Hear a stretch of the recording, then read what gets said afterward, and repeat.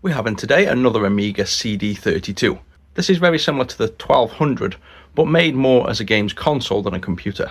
This one's come in because we have some issues on the video signal, so let's just jump in and take a look. So this is the Amiga CD32. I've got a Chaos Engine game I always use for testing here.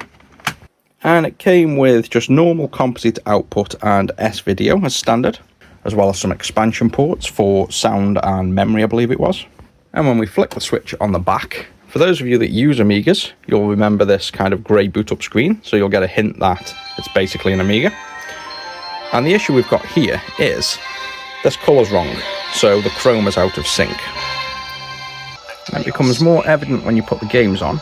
It's not really obvious, but you can see the colours are definitely not right. And if we just take a look inside, this CXA chip is going to be the one responsible for the video encoding. Specifically, these delay lines are probably what's failed. And if we look at the schematic, you can see this CXA chip has chroma in and luma in, as well as chroma out and luma out, that pass through the delay line. This new chip, the CXA2075, has an integrated delay line. I've written up on the wiki how this should work. I haven't tested this yet, but you can see the pinouts almost identical. So the difference between the 1145 and the 2075 is audio pins that we just have to bend up out the way and bridge underneath, and then two other pins on the other side that we'll have to redirect for the Y-trap. So I'll just remove the old chip now and chuck down the new chip, and then we can get on with doing the custom parts that we have to do on this chip. If you want to see all the details, it will be on the wiki, and this is the first time doing it, so we don't know whether this is going to work yet.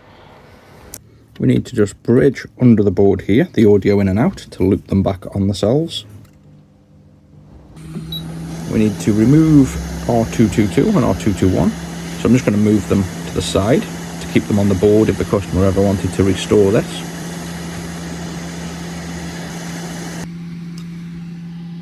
And the last step is hopefully this pull-up resistor on the Y-trap pin to enable the internal delay circuit.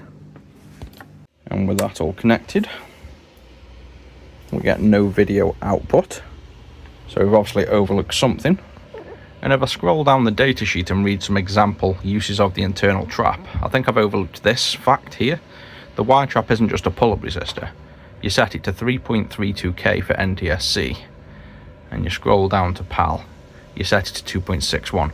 So this will have an internal voltage detect, or it directly relates to the frequency. So you can't just put on any old resistor.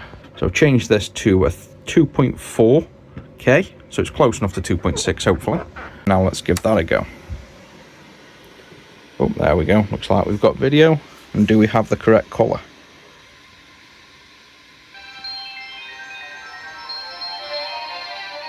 Yes, there you go. You get the classic rainbow coming through, and the rainbow on the disc with the red Amiga logo. So that looks like it's working.